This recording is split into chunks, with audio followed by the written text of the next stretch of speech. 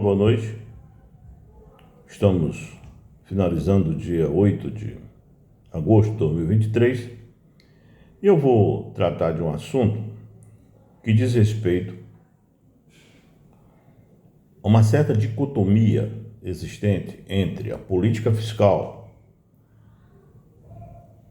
posta em prática pelo governo Lula, que assumiu no início deste ano, através do Ministério do Planejamento, Ministério da Fazenda e do Planejamento, e a política monetária a cargo do Banco Central do Brasil,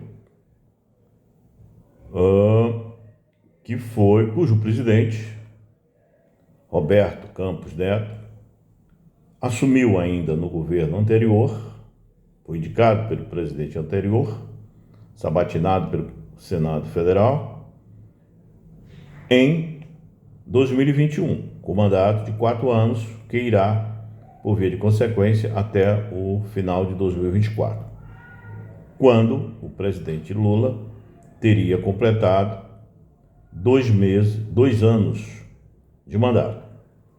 Então, me parece que até então, até a reunião do Copom, Comitê de Política Monetária do Banco Central do Brasil, realizado no início de agosto, até então, 2 de agosto,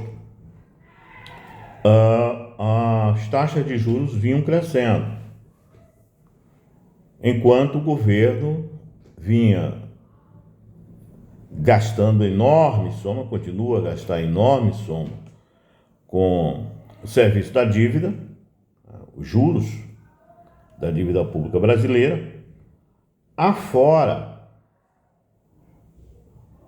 o desincentivo das atividades econômicas em função do incremento da taxa de juros, pois sabe-se que setores da economia, como o setor de construção civil, o chamado setor de consumo da linha branca, não chamado geladeira, televisão, o vestuário, a indústria automobilística, todos esses setores da economia brasileira vinham ressentindo-se, inclusive verbalizando discordâncias em relação à taxa de juros,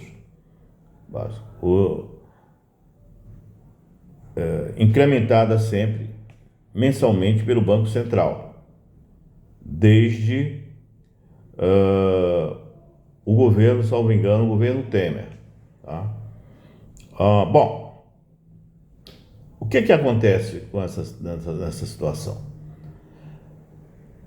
Parece, as notícias de hoje da imprensa especializada afirmam que essa tendência de redução da taxa de juros iniciada no começo de agosto por parte do Copom, que reduziu a taxa de juros em 0,5%,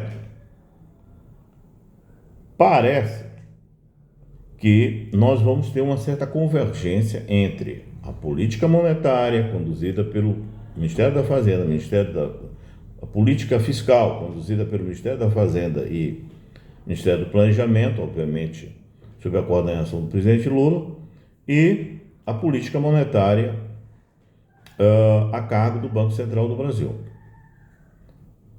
Muito bem. Os efeitos serão imediatos? Não serão imediatos. É óbvio que num primeiro momento nós estamos até tendo a imprensa especializada noticia uma certa fuga de capitais com essa possibilidade de redução da taxa Selic, taxa básica de juros, que é um referencial para a remuneração do capital da dívida pública do Brasil, tá? De um certo modo. É um referencial. Por exemplo, obviamente, os empréstimos bancários, normalmente o saldo devedor das contas das pessoas físicas são corrigidos, os valores são corrigidos por taxas bem maiores do que essa taxa básica de juros. Isso é apenas um parâmetro, um referencial. Bom, essa fuga de capital, ela de um certo modo ela caracteriza aquilo que se chama o capital que dorme, mas não acorda no Brasil, né? Há tempos vem se criticando esse tipo de investimento aqui no Brasil. Obviamente é um investimento meramente especulativo, que já causou enormes problemas em vários países do mundo, crises e crises, né? Mas nós entendemos que nós temos um mercado acionário muito atrativo. Então, possa ser que esses investimentos que eram canalizados para o mercado financeiro, em estricto senso, venham a ser canalizados para o mercado de capitais, que está muito atrativo. A diferença entre o valor das empresas e o valor da cotação atual delas é uma diferença expressiva. São diferenças expressivas, né? Nós temos o valor das empresas muito maior do que a cotação das ações delas nesse momento. Por outro lado, são empresas relativamente sólidas, bem sólidas, que algumas têm um mercado internacional muito grande, um mercado mundial muito grande, são até líderes em vários segmentos, né? Como do agronegócio, né? E commodities, várias commodities são empresas líderes. Não vou nominar, mas as informações estão à disposição de quem queira eventualmente pesquisar, e isso, de certa forma, nos reduz os receios dos gestores da economia do Brasil no que diz respeito a essa propalada fuga de capital.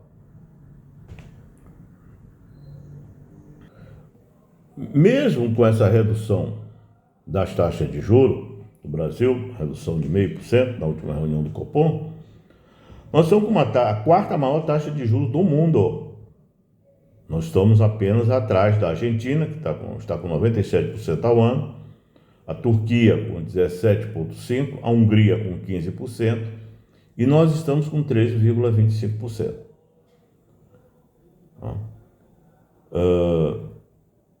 Mas temos notícias boas na nossa economia. Redução do desemprego, possibilidade de crescimento relativamente expressivo do PIB, contenção do gasto público, administração do gasto público, inclusive com medidas já aprovadas no Congresso Nacional, possibilidade de uma reforma tributária também já aprovada na Câmara dos Deputados, que será discutida nesse segundo semestre no Senado Federal.